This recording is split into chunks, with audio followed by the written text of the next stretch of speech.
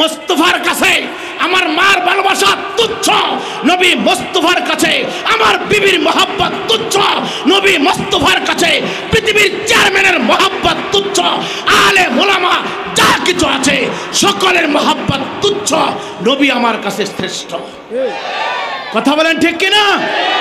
এর জন্য অনুরোধ করে বলি, যত বড় মুফতি হোক না কেন, মুহাদ্দিস হোক না কেন, যত বড় সাইকুল হাদিস হোক না কেন, মাদ্রাসার প্রিন্সিপাল হোক না কেন, যদি কেউ নবীর সাথে তুলনা করতে চায় তার গায়ে জুতা মারতে হবে, তাকে তাড়াতে হবে, তার কথাগুলি বন্ধ করতে হবে। কে কে রাজি আছো হাত তুলে দেখাও।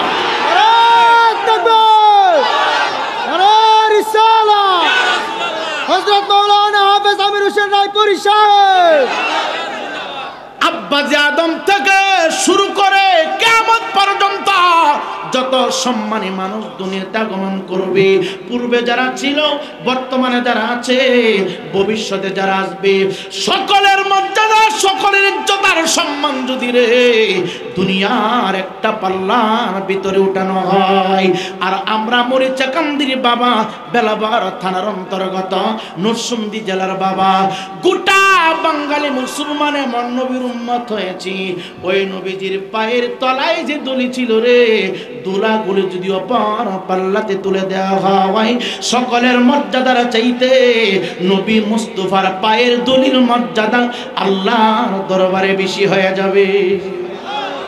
ইমানদার মুসলমান যুবক, ধর্মটা এমনি এমনি আসে নাই রে যুবক, হালাল এবং হারাম তোমাকে মানতে হবে, হারামটাকে হারাম মানতে হবে, হালালকে হালাল তোমার জানতে হবে। হারাম এবং হালাল দুইটা এক হতে পারে না, একটা হলো পাক আর একটা হলো না পাক। কুরআন সুন্নাহ অনুযায়ী তোমার আমার জিন্দেগি পরিচালনা করতে হবে। ধর্মটা এত সুন্দর পরিবেশ এমনিতেই আসে নাই রে বাবা, এত সুন্দর পরিবেশ করতে যাইয়া তায়েফের ময়দানে আমার আপনার নবী হায়াতুন নবী, জিন্দা নবী, শরীর মুবারক থেকে ব্লাড মুবারক জমিনের উপরে ফেলে দিয়েছে। এই ধর্মটা, এই মাহফিলটাই ভাবে সুন্দর পরিবেশকে আমার পর্যন্ত ঠিক করে দেওয়ার জন্য আমার নবী আপনার নবী উহুদের ময়দানে দান দান মুবারক শহীদ করেছে। আমার আপনার নবীজি খেয়ে না খেয়ে বাবা, আমার ঘরের ভিতরে এক মাসের খাবার মহজুদ আছে, তোমার ঘরের ভিতরে এক বছরের খাবার মহজুদ আছে, কিন্তু এমন একটা সময় চলে গেল নবীর পরিবারে কোনো খাবার নাই রে বাবা। নবী আমার ডাক দেয়, কয় সাহাবীরা রে,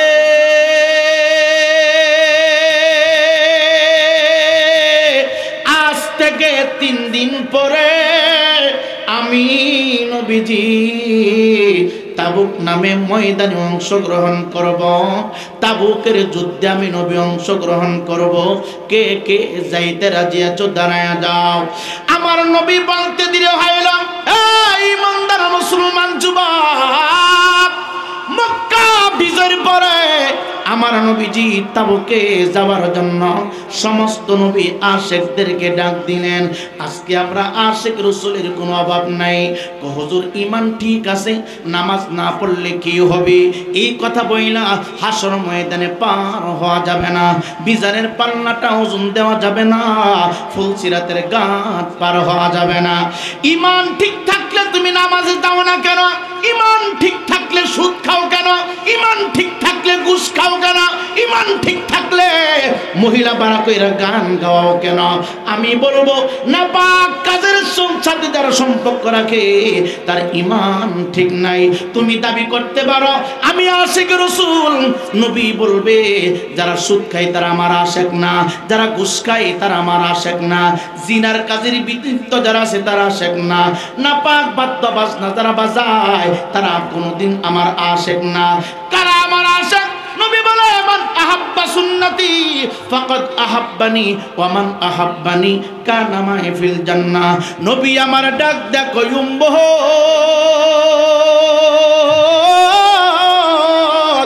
আশিক তারা, পাগল তারা। শুধু সাইনবোর্ড দিয়ে টানাইলে চলবে না, মুখ দিয়ে বললে চলবে না। আজকে আজকে সমাজটা কি হয়ে গেল, কেমন কেমন জানি হয়ে গেছে।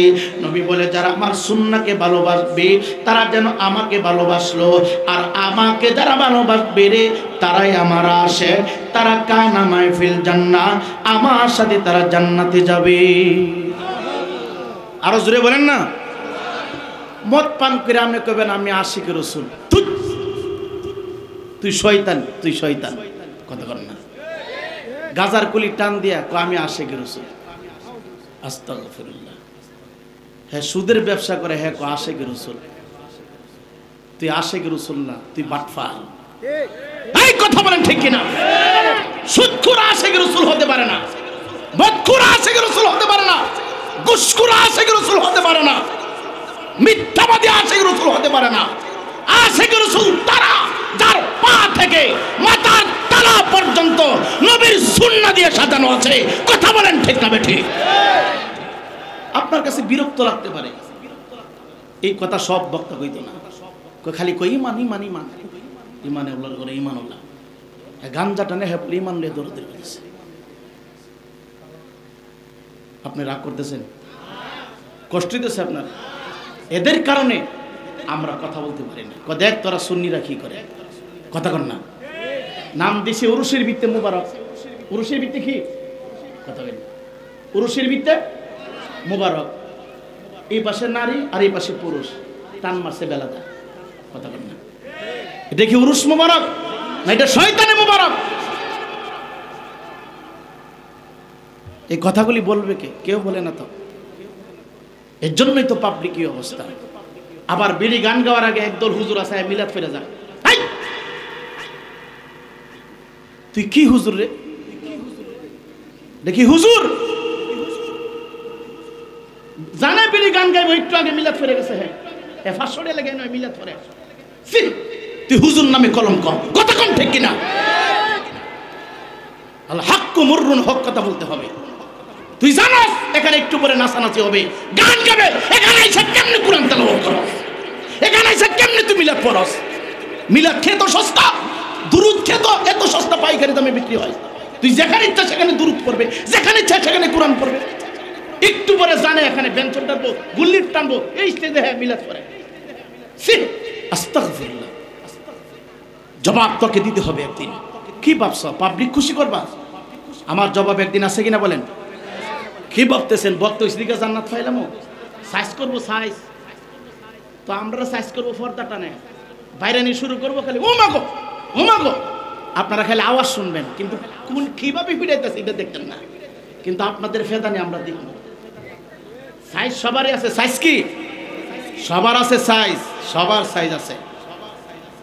অনুরোধ, আমি অনুরোধ করতেছি, এই মাইকের আওয়াজ যত দূর পর্যন্ত যাচ্ছে, এরিয়ার ভিতরে যত ইমাম ভাই আছেন, যদি দেখেন এখানে একটু পরে গান হবে, বাউল গান হবে, মহিলারা নাচানাচি করবে, আপনাকে 1 কোটি টাকা দিলেও আপনি এখানে এসে মিলাদ পড়বেন না। কারণ আপনি মিলাদ পড়ে যান আর আমার করে হুজুর আমাকে স্বীকৃতি দিয়ে গেছে। কথা বলেন ঠিক না বেঠে? এটার কারণে আজকে সমাজ নষ্ট হচ্ছে। আপনি হয়তো মাইন্ড করতে পারেন, আপনি হয়তো রাগ করতে পারেন, no Awami League, no BNP, no Jamaat, আমার একটা পার্টি আছে, এই পার্টির নাম হলো আহলে সুন্নাত ওয়াল জামাত। কথা বলেন ঠিক না বেঠে? এর জন্য অনুরোধ, আমার নবীজি বলে মান আহাব্বা, আপনারা কি রাগ করতেছেন? অনেকে মনটা খারাপ করে নিয়েছেন। বাজান বলেন এই কারবার চলছে না বাংলাদেশে, কিন্তু দুঃখ বলবেন কই, কোথায় বলবেন দুঃখ? বলার মতো জায়গা তো নাই। আল্লাহ আমাদের সকলকে সহি বুঝ দান করো। আমরা মনে করতেছি আর কি যে বাপ দাদা এমন করছে, আমরা এমন করলে সব পাবো, এমন মনে করে করি আর কি। আমাদেরকে ভালো করে বুঝ দেওয়ার না নাই, আর বুঝ দিলে পাবলিক অন্যদিকে ফতোয়া দিয়ে সরাই দেয়। নবীজি বলেন মান আহাব্বা সুন্নতি ফাকাদ আহাব্বানি ওয়া মান আহাব্বানি কানা মাই ফিল জান্নাহ। যারা আমার সুন্নাহকে ভালোবাসবে তারা যেন আমাকে ভালোবাসে, আর আমাকে ভালোবাসলে আমার সাথে তারা জান্নাতে যাবে। চিল্লে কোন সুবহানাল্লাহ। আমরা নবীর ভালোবাসা চাই কিনা? কে কে চাই হাত তুলে দেখাই। নারে তাকবীর, নারে রিসালাত, আহলে সুন্নাত ওয়াল জামাত। সকলে বলি মারহাবা। সকলে একটু দুরূদ শরীফ পড়েন। আল্লাহ মুসলমান যুবক গভীর মনোযোগ, তোমার অন্তরের কানটা মেলা রায়পুরের কণ্ঠের দিকে দিয়ে দাও। গোটা মক্কা নগর শিরিক মুক্ত হয়ে গেল, বেদাত মুক্ত হয়ে গেল, বেজাল মুক্ত হয়ে গেল। শুধু আল্লাহর এলান চলে, আল্লাহর ইতাআত চলে, আল্লাহর এলান চলে, দুনি চলতেছে রে বাবা। নবী আমার ডাক ডাক করে প্রস্তুত থাকো, আমি আজ থেকে 3 দিন পরে তাবুকের ময়দানে যাব যুদ্ধ করার জন্য। কে কে আছো তোমরা দাঁড়ায় যাও। 1 জন না 2 জন না 3 জন না রে যুবক। আশিক রাসূল কাকে বলে? নবীর গোলাম কাকে বলে? নবীর পাগল কাকে বলে বাবা? ইমানদার মুসলমান বাবা। 1000 নওজোয়ান দাঁড়িয়ে গেল, 2000 নওজোয়ান দাঁড়িয়ে গেল, 3000 নওজোয়ান দাঁড়িয়ে গেল, 4000 নওজোয়ান দাঁড়িয়ে গেল। এভাবে দাঁড়াইতে দাঁড়াইতে আমার নবী তাকায় দেখে আমার নবীর সামনের বাবা 30,000 নওজোয়ান দাঁড়ায় গেল। 30,000 মানুষের ভিতরে অধিকাংশ 50% উপরে যুবক ছিল। অনেকে বিবাহের সাথে সম্পর্ক করে নাই, অনেকে বিবাহের আড্ডাখানায় লিপ্ত হয় নাই। ইমানদার মুসলমান বাবা গো, নবী আমার খেয়াল করে দেখলেন বিশাল বড় একটা কাফেলা নবীর সামনে হাজির হয়ে গেল। এখানে 1 জন না 2 জন না 30,000 সাহাবী উপস্থিত হয়ে গেল। ডাক দে বলে, ইয়া রাসূলুল্লাহ, ইয়া হাবিবাল্লাহ, নবী গো, নবী গো, মক্কা বিজয় করতে যাইয়া আপনি কত কষ্ট করলেন। আপনার পবিত্র দেহ মুবারক থেকে রক্ত মুবারক ঝরালেন। কাফের মুশরিকরা আঘাত করে আপনার দাঁত মুবারক ভেঙে দিয়েছে। আপনি অজ্ঞান হয়ে জমিনের উপরে পড়েছিলেন গো নবী। আর কোনো উপায় নাই, চিন্তা নাই, আপনি শুধু ইজাজত দিবেন, আপনি শুধু হুকুম দিবেন। প্রয়োজনে আমাদের প্রত্যেকের কলিজা বাহির করে আপনি নবীর সামনে আমরা হাজির করে দিতে প্রস্তুত। চিৎকার দিয়ে বলেন সুবহানাল্লাহ। 30,000 সাহাবী আমার নবীজি তাবুকের ময়দানে হাজির হয়ে গেল। মরিসা কান্দির যুবক, আজকে যে সমস্ত যুবক ছেলেরা আপনার কাছ থেকে 100 টাকা, 500 টাকা, 1000 ফকির মতো দোয়ানে দোয়ানে যাইয়া এই মাহফিলের জন্য চাঁদা উঠাইল রে বাবা।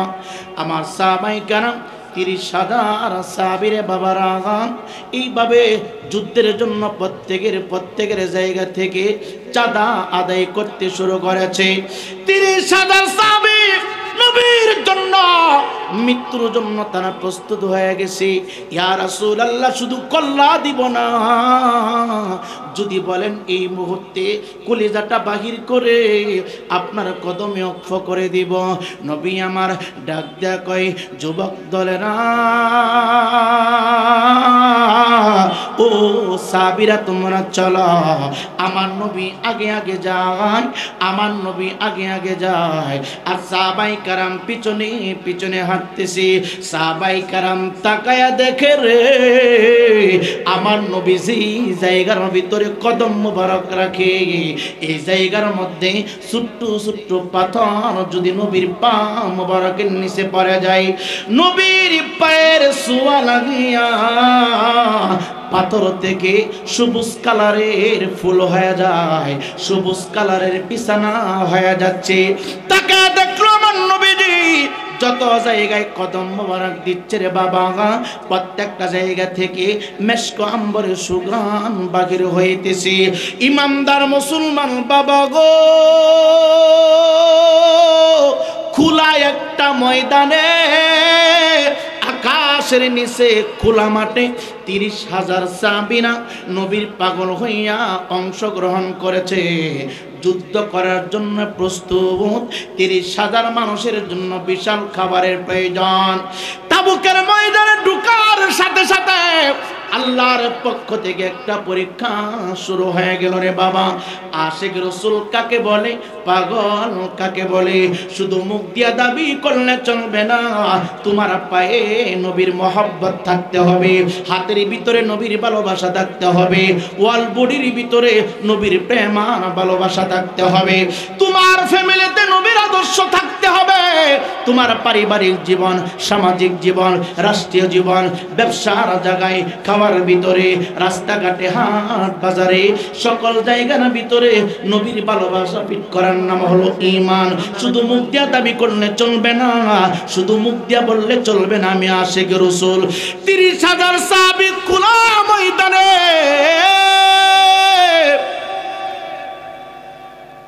সূর্যের আলো এমন ভাবে চাপ মারলো ময়দানের ভিতরে, গোটা ময়দানটা আগুনের চুলার মতো হয়ে গেছে। সাহাবাই কারাম মরুভূমির উত্তপ্ত বালির উপরে তারা দাঁড়ায় থাকতে পারে না, জুতা ছাড়া পা খুলনি বালির উপরে রাখলে পায়ের নিচে ঠসা উঠে যায়, পায়ের চামড়া ছিটে যায়, পায়ের চামড়া খুলে যায়, টকবক করে ব্লাড বাগির হইতে থাকে। এমন ভাবে সূর্যের আলো চাপ মারছে রে বাবা, সাহাবায়ে কেরামের শরীর ঘেমে গেছে, পানি শূন্যতা হয়ে গেছে, মস্কের ভিতরে যা পানি ছিল শেষ হয়ে গেল। তাঁবুর মধ্যে 30,000 মানুষের জন্য যত খাবারের প্রয়োজন ছিল শেষ হয়ে গেল।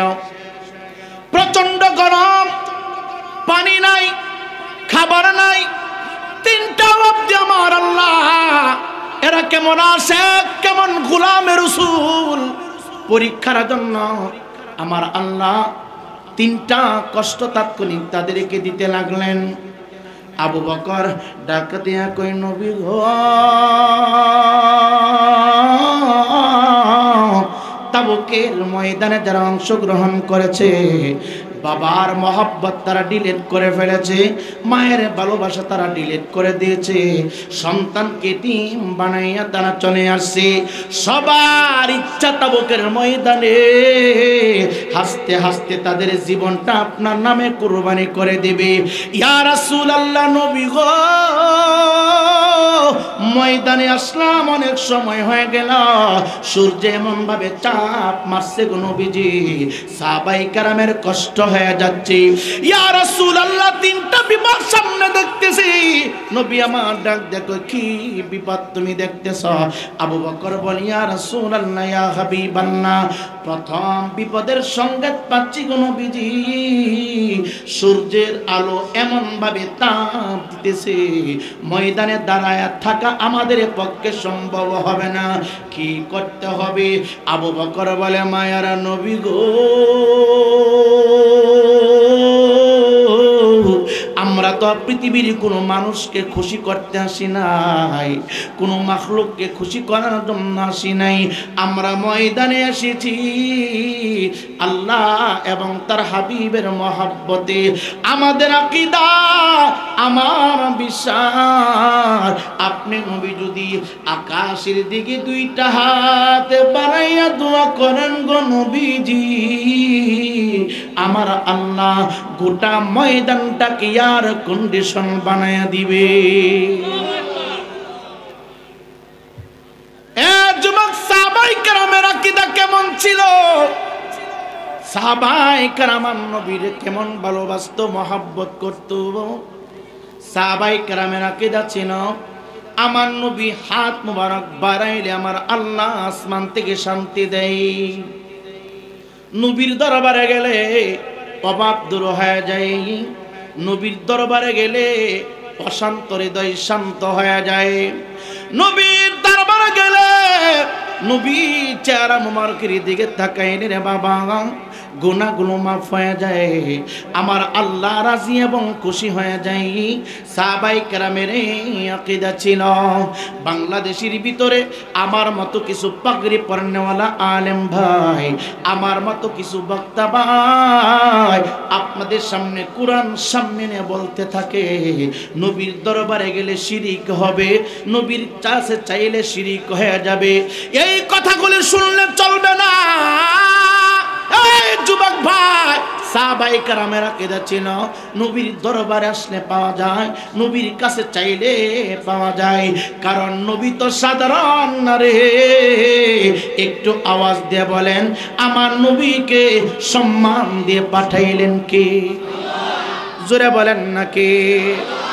এই আসমানের নিচে জমিনের উপরে না, গোটা সৃষ্টি জগতের ভিতরে দাও তোমার পা দুইটা বানায় দাও। আলেম ভাই, তোমার সাথে আমার কোনো দ্বন্দ্ব নাই, তোমার সাথে আমার কোনো ঝগড়া নাই, তোমার সাথে আমার কোনো ব্যবসার পার্টনার নাই। আব্বা যে আদম থেকে শুরু করে কিয়ামত পর্যন্ত যত সম্মানী মানুষ দুনিয়াতে আগমন করবে, পূর্বে যারা ছিল, বর্তমানে যারা আছে, ভবিষ্যতে যারা আসবে, সকলের মর্যাদা, সকলের ইজ্জত আর সম্মান যদি রে দুনিয়ার একটা পাল্লার ভিতরে উঠানো হয়, আর আমরা মরিচাকান্দির বাবা, বেলাবার থানার অন্তর্গত নরসিংদী জেলার বাবা, গোটা বাঙালি মুসলমানে মন নবীর উম্মত হয়েছি। ওই নবীজির পায়ের তলায় যে দলি ছিল রে, দুলাগুলো যদি অপর পাল্লাতে তুলে দেওয়া হয়, সকলের মর্যাদার চাইতে নবী মুস্তাফার পায়ের দলির মর্যাদা আল্লাহর দরবারে বেশি হয়ে যাবে। কথা বুঝেননি? তাহলে কি নবীরে আমরা মতো বলা যাইব?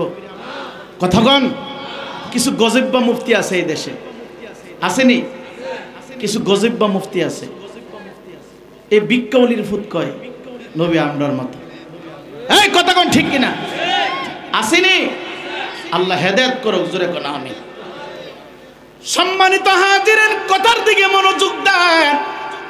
নবীর সাথে কোনো যুক্তি চলে না, নবীর সাথে কোনো মেশাল চলে না, নবীর সাথে কোনো তুলনা চলে না।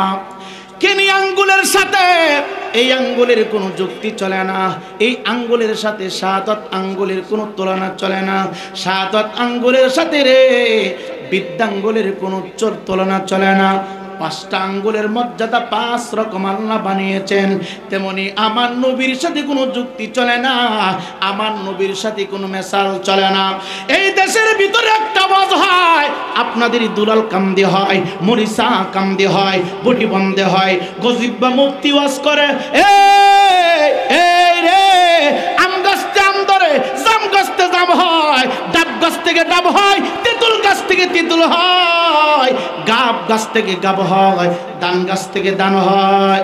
এ যুবক ভাই, এইভাবে বুঝাইতে বুঝাইতে বুঝাইতে বুঝাইতে বুঝাইতে বুঝাইতে এই গজব্বা মুফতি ওয়াজ করে, আব্দুল্লাহর বেটা কি ছিল? আব্দুল্লাহ মুহাম্মদের পিতা আব্দুল্লাহ। আব্দুল্লাহ কি ছিল? মানুষ। আব্দুল্লাহর বিবি নবীজির মা কি ছিল? আমেনা মানুষ। ডাব গাছ থেকে যদি ডাব হয়, নবীর পিতা মানুষ, মানুষের গর্তে মানুষ হইছে। আমরা যেমন বিয়া করি, নবী তেমনে বিয়া করেছে। আমরা যেমন ভাবে খাই, নবী তেমনে খাইছে। আমরা যেমন ভাবে হুড়াহুড়ি করছি, নবীও তেমনে হুড়াহুড়ি করছে। আল্লাহর কসম কইরা বলি, এমন ফতোয়া যদি কোনো আলেমের জবান দিয়ে বাহির হয়, এটা আলেম না, এটা দুশমনের রাসূল। কথা বলেন ঠিক না বেঠে? আরো জোরে বলেন ঠিক না বেঠে? নারায়ে তাকবীর, নারায়ে রিসালাত, দয়াল নবীর সূত্ররা আহলে সুন্নাত ওয়াল জামাত। এই আকীদা গ্রহণ করা যাবে না। নবীর সাথে কোনো যুক্তি চলে না, নবীর সাথে কোনো মেশাল চলে না। যুক্তি দিয়েছে আবু জাহেল, যুক্তি দিয়েছে আবু লাহাব, যুক্তি দিয়েছে কাত্তা কাফের। আর তুই তো আলেম, তুই নবীর সাথে যুক্তি রাখাস কেন? বুঝতে আর বাকি নাই, তুই আবু জাহেলের উত্তরসূরি, তুই আব্দুল হাব নস্তির পাঁচটা কুত্তা। কথা বলেন ঠিক না বেঠে? সাবধান মুসলমানের সন্তান, সমস্ত ফতোয়া আমি মানতে পারি, সমস্ত ফতোয়া আমি মেনে নিতে পারি। নবীর সাথে কেউ যদি যুক্তি লাগায়, এই ফতোয়া মানা যাবে না, এই ফতোয়াকে বাইরে করতে হবে, এই ফতোয়াকে কুরবানি করতে হবে। কথা বলেন ঠিক না বেঠে? নবী মুস্তাফার কাছে আমার মার ভালোবাসা তুচ্ছ, নবী মুস্তাফার কাছে আমার বিবির মহব্বত তুচ্ছ, নবী মুস্তাফার কাছে পৃথিবীর চেয়ারম্যানের মহব্বত তুচ্ছ, আলে ওলামা যা কিছু আছে সকলের মহব্বত তুচ্ছ, নবী আমার কাছে শ্রেষ্ঠ। কথা বলেন ঠিক কিনা? এর জন্য অনুরোধ করে বলি, যত বড় মুফতি হোক না কেন, মুহাদ্দিস হোক না কেন, যত বড় সাইকুল হাদিস হোক না কেন, মাদ্রাসার প্রিন্সিপাল হোক না কেন, যদি কেউ নবীর সাথে তুলনা করতে চায়, তার গায়ে জুতা মারতে হবে, তাকে তাড়াতে হবে, তার কথাগুলি বন্ধ করতে হবে। কে কে রাজি আছো হাত তুলে দেখাও।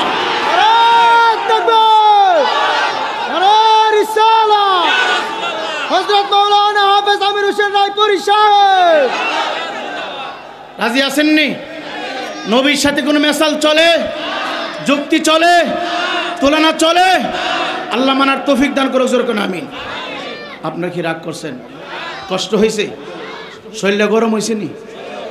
এই যে এখন কি অজর, আরে আর কত আগে, আর ফাঁক নাই তো।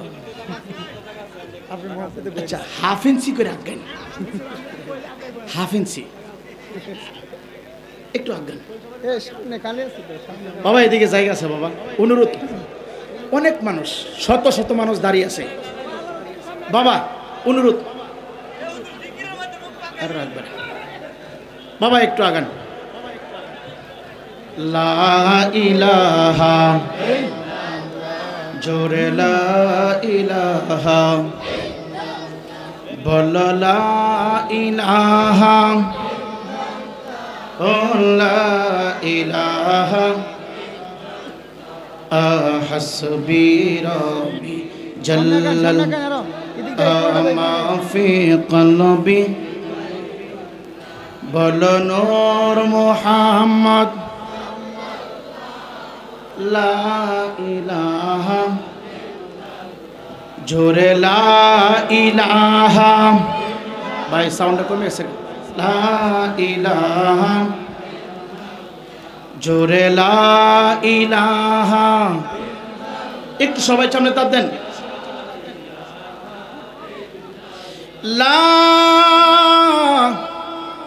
ইলাহা ইল্লাল্লাহ মুহাম্মাদুর রাসূলুল্লাহ সাল্লাল্লাহু তাআলা আলাইহি ওয়াসাল্লাম। চিৎকার দিয়ে বলেন মারহাবা। ইমামদার মুসলমান যুবক 30,000 নবীর গোলামের পক্ষ থেকে আবু বকর ডাক দেখো, ইয়া রাসূলুল্লাহ, ইয়া হাবিবাল্লাহ। সূর্য এমন ভাবে চাপ মারছে, এমন ভাবে তাপ দিয়েছে, ময়দানের উপরে দাঁড়ায় থাকার সম্ভব হচ্ছে না। নবী বলে কি করব? আবু বকর বলে আমার বিশ্বাস, আমার আকীদা, আপনি যদি হাত মুবারক আকাশের দিকে বাড়িয়ে দেন, গোটা ময়দান আমার আল্লাহ ঠান্ডা করে দিবে। সুবহানাল্লাহ। নবী আমার হায়াতুন নবী, জিন্দা নবী, আকাশের দিকে হাত বাড়ায় দিল। হাত বাড়াইয়া জবান মুবারকের আওয়াজ খোলার আগে আগে আমার নবী তাকায় দেখে রে বাবা, আসমান থেকে মুষলধারে বৃষ্টি জমিনের উপরে পড়তে শুরু করেছে। গোটা ময়দান একেবারে ঠান্ডাও না গরমও না। যেরকম সুবহানাল্লাহ। মাটির উপরে, ধুলাবালির উপরে যদি হালকা করে পানি ছিটা দেন, ধুলাবালি কি আর কেউ উড়ে? উড়ে না। নবীজি খেয়াল করে দেখলেন বৃষ্টি বেশি না, মুষলধারে বৃষ্টি আসমান থেকে পড়তেছে। জোরে কোন আল্লাহু আকবার। বাবাজি সাহাবাই কেরাম আশ্চর্য হয়ে গেলেন। নবীজি হাত মুবারক উঠাইতে দিতে হয়েছে, আসমান থেকে বৃষ্টি দিতে আমার আল্লাহ দেরি করেন নাই। উনি হচ্ছে আমার নবী, আপনার নবী, হায়াতুন নবী, জিন্দা নবী, কুল কায়নাতের বাদশাহ, দুনুদাহানের বাদশাহ, যিনি হাবিবুল্লাহ, যিনি হাবিবুল্লাহ, যিনি নূরুল্লাহ। চিল্লা কোন সুবহান। এই নবীর উম্মত হয়েছি, আমরা খুশি তো? পড়েন না আলহামদুলিল্লাহ, জোরে বলেন আলহামদুলিল্লাহ। সম্মানিত হাজিরিন, আবু বকর বলি, ইয়া রাসূলুল্লাহ, ইয়া হাবিবাল্লাহ, নবী গো, নবী গো, গোটা ময়দানের ভিতরে তিনটা আযাব চলছে গো নবী। নাম্বার 1 প্রচন্ড গরম, নাম্বার 2 যে পরিমাণ পানি মস্কের ভিতরে থাকার কথা, মস্কের ভিতরে পানি নাই, তাবর মধ্যে খাবার যে প্রয়োজন থাকার কথা, তাবর ভিতরে খাবার নাই। নবী আমার ডাক দেয়, আবু বকর চিন্তা করব না, যাও, আমি নবীজি স্বয়ং রহমাতাল লিল আলামিন এখানে উপস্থিত আছি। আল্লাহর উপরে ভরসা রাখো।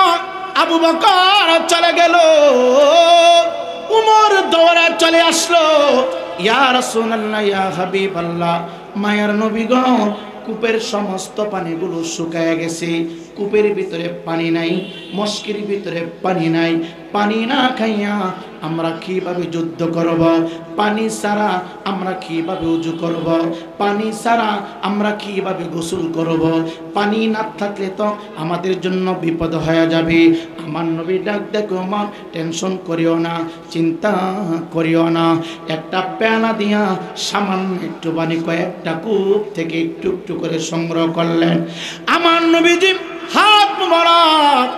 হাত মুবারকের ভিতরে নিয়ে উযু মুবারক করলেন, সামান্য একটু পানি দিয়ে আমার নবীজি উযু মুবারক করে নিলেন, হাত মুবারক ধৌত করলেন, সমস্ত চেহারা মুবারক ধৌত করলেন, উযু মুবারক সারিয়া সামান্য একটু পানি পেয়ালার ভিতরে ছিল রে বাবা। নবী আমার ডাক দেখো,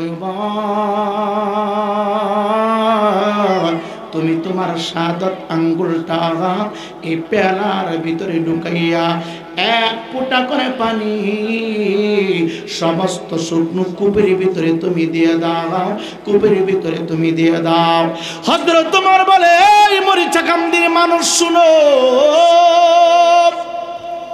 আমি আমির হোসেন রায়পুরে আঙ্গুল দিয়া যদি কিয়ামত পর্যন্ত চেষ্টা করি, এই আঙ্গুল থেকে কোনোদিন পানি বাহির হবে না, এই আঙ্গুল থেকে কোনো কিছুই বাহির হবে না, কাটলে শুধু ব্লাড বাহির হবে।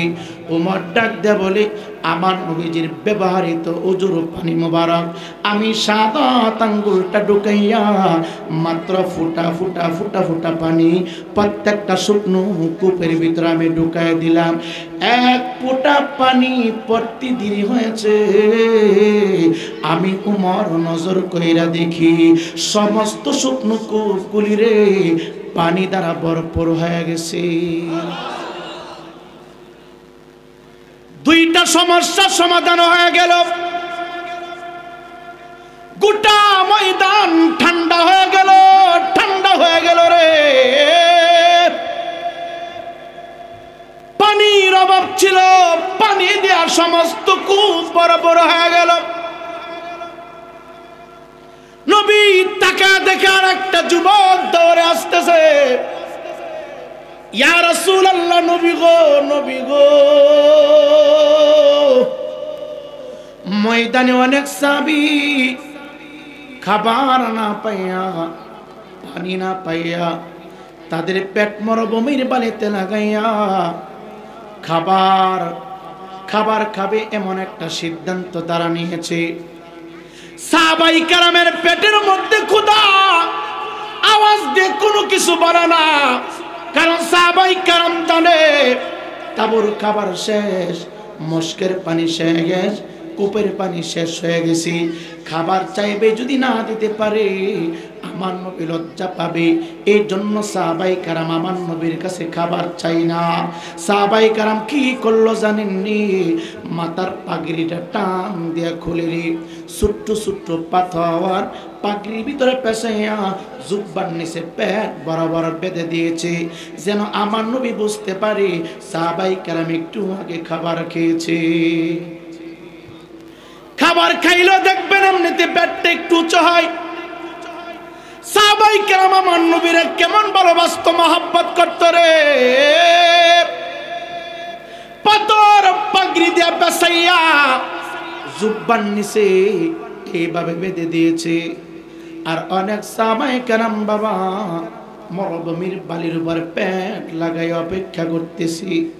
একজন সাহাবী আয়েশা বলে, ইয়া রাসূলুল্লাহ, নবী গো পানি নাই, খাবার নাই, আপনার পাগলেরা পানির জন্য খাবারের জন্য কাতরাইতেছি।